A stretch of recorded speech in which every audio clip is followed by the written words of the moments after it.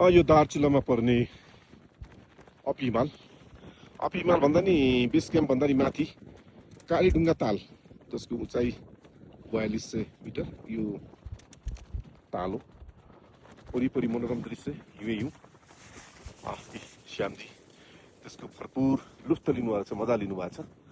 हामीसँग अरू 3 जना साथी हुनुहुन्छ, उहाँहरू पछि नै हुनुहुन्छ। वरिपरि निकै मनोरम, धेरै राम्रो मनोरम दृश्य। यहाँसम्म सबै पर्यटकहरूको पहुँच भएमा निकै राम्रो हुने थियो। खास गरी नेपाली पर्यटकहरूको गन्तव्य स्थल अथवा धार्मिक स्थल मात्रै चिनिँदो रहेछ। बिस्तारै यो पछिल्लो दिनमा यसको प्रचार प्रसार हुने र नेपालका पर्यटकहरू केही आउने गरिएको पनि देखिएको छ। यहाँहरूलाई आउनुभयो हुँदा यसको मनोरम दृश्य अवलोकन गर्न सक्नुहुन्छ। हेर्नुहोस् कति राम्रो छ। त्यसको बिचमा वरिपरि हिमाल, त्यस बिचमा ताल।